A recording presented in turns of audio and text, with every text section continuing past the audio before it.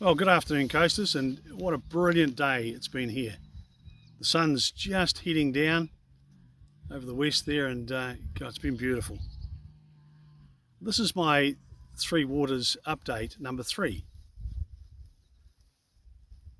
The foundation of our democracy is the law applied equally to us all to ensure justice and fairness. In a just and fair society, is granted to all the subjects of Her Majesty the Queen. There is a growing opinion that the Three Waters proposal from government is an attack on democracy, something that's also occurring in other areas of this government's reform program. It's really unfortunate. A mayor's role is to represent his ratepayers, and that includes taking their views to Wellington. It is not the role of a mayor to take the views of government to his ratepayers. That's what MPs do. Some clearly have this the wrong way round at present, but that's changing. So what's changed since the 24th of July that I can add to my journey with the proposed Three Water reform from government? The case for change has not been proven, and that's reinforced by the confusion and the lack of consistency coming out of Wellington. Every day it's a different story. I support the supply of good water delivered by councils, and the question I ask at every public meeting is, do you get slime coming out of your shower as portrayed in the government's Three Waters advertisement on both TV and social media around the country? The answer at every meeting is a very firm no. It's propaganda. Now, many mayors, and that number now exceeds 30 of the 67 mayors in New Zealand, are not convinced as to how the proposed reforms will benefit their communities, and I am one of them. That number will continue to increase. Although the case for change has not been made, the case for a water regulator has been made and looks sound. The Productivity Commission reported that the regulation should come first in any reform proposal, not last.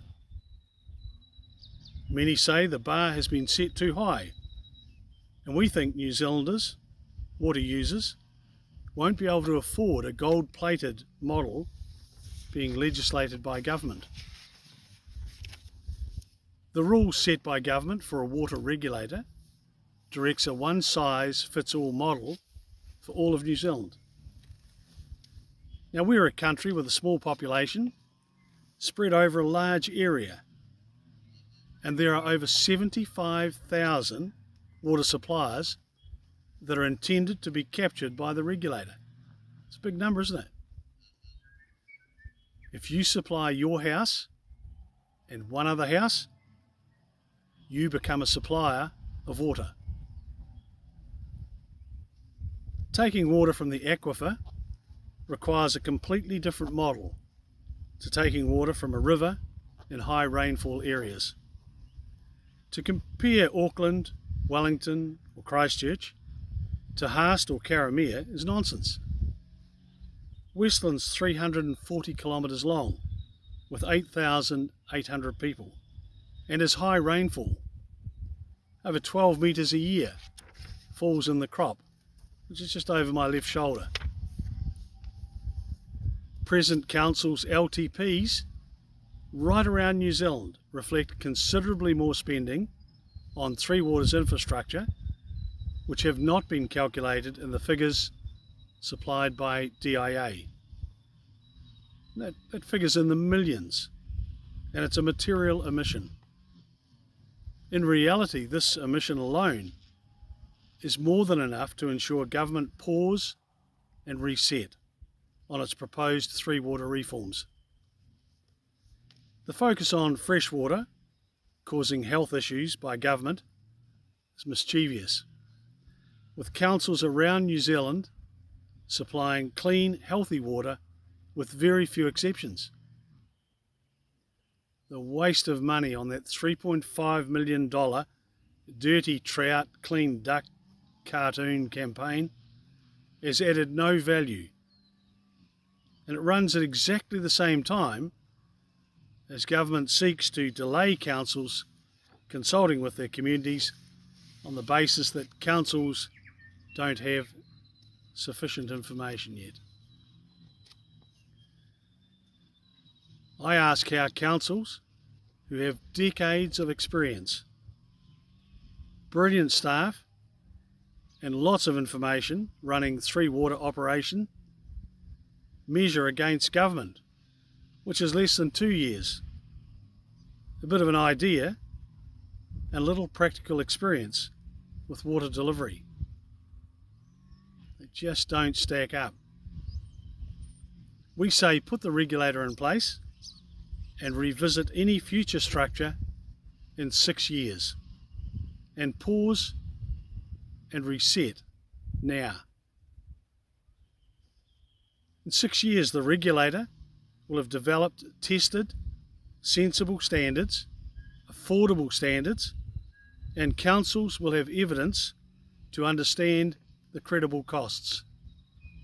At the moment, that information just does not exist.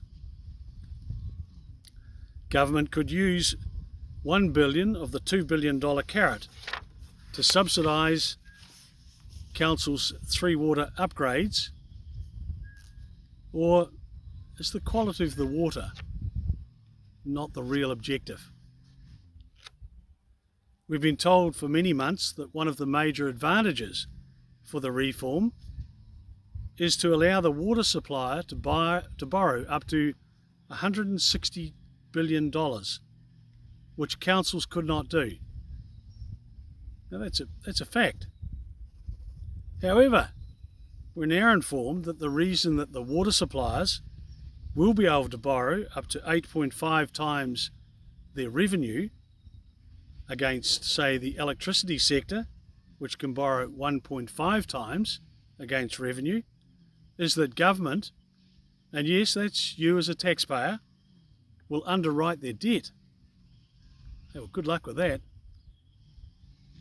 The transfer or confiscation from many councils of up to 30% of total assets for an 8 cents in the dollar payment is not commercially acceptable and feels reckless. We say please listen to our communities, as they will not support this across New Zealand. Just watch this space. No matter what government legislates, community engagement as early as possible is going to happen. And it's happening now. And the people will have their say. We struggle with a concept that has a Rolls-Royce, untested model as an experiment for something so fundamental as water, based on a Scottish model questioned in the Castelli report as being one we should not follow. Now that report seems to have disappeared. The proposed governance structure is complex and removes almost all local democracy, and that's not acceptable. The government needs to pause and reset the process for at least 12 months after the regulator is in place. There is a feeling across New Zealand that councils and its ratepayers are being dealt to by government, and that's not on. Let's talk about localism, as the loss of local control and influence feels like a step too far. If the three water assets of the people of Westland are confiscated by government and transferred to an operating company, the experts say that it's odds on one of the major corporations in New Zealand or overseas will get the contract to supply water. they will use, when they don't have an alternative, a local supplier. Localism is where most of your money paid for rates and water is spent locally to keep our small coast towns' economies sustainable. On the coast, keeping our small communities alive and vibrant requires local employment to ensure our health rolls, our school rolls, our local police numbers, health budgets, our supermarkets, and most importantly, our volunteer services can function properly. It's a major focus. It's part of having a balanced economy, quite different from a city.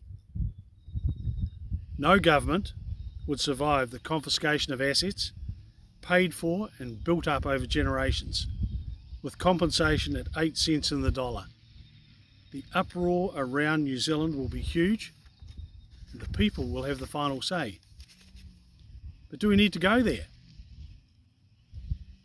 Let's test confiscation of Three Waters against the democracy we live in, and it fails on all levels, including, I suspect, in law.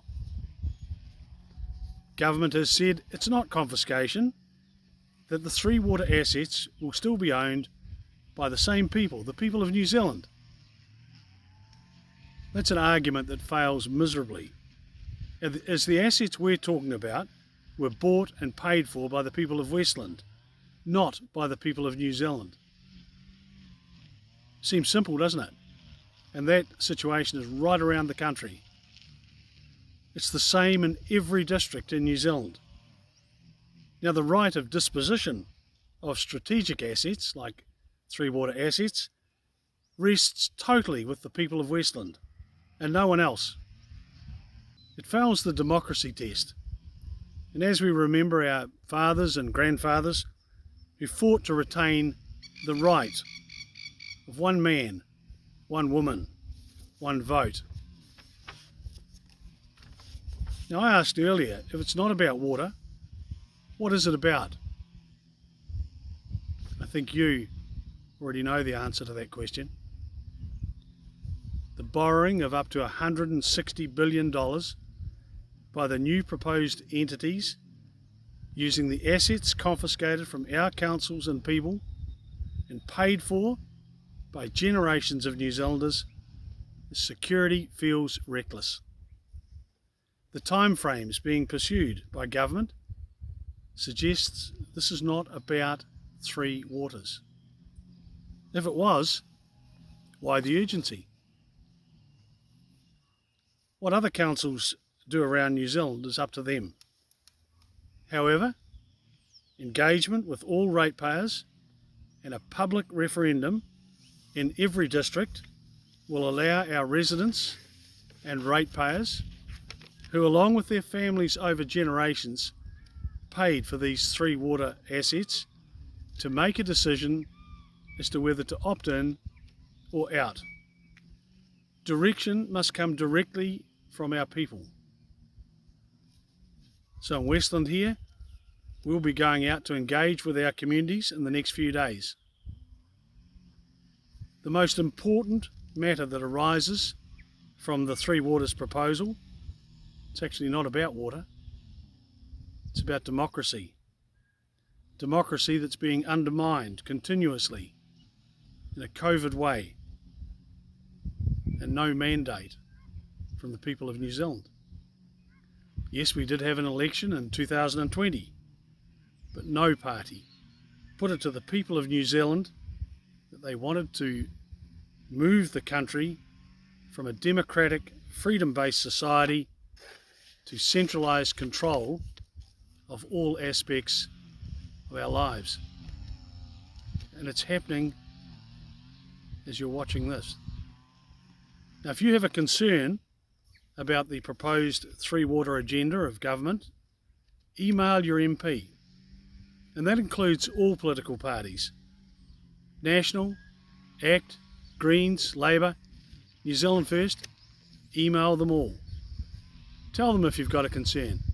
Hey, and at the same time, if you're happy with this proposal, Tell them you're happy with it. Email your mayor and your councillors. Let them know how you feel. It's really important. And when public engagement starts, get involved. Express your opinions. Ensure your voice is heard. Don't sit back and say nothing. This is far too important. As a final note, governments come, governments go. Poor ideology driven direction and legislation can be reversed. And the power is with the people. And that's you, your family, my family, and all New Zealanders. I'll catch you later.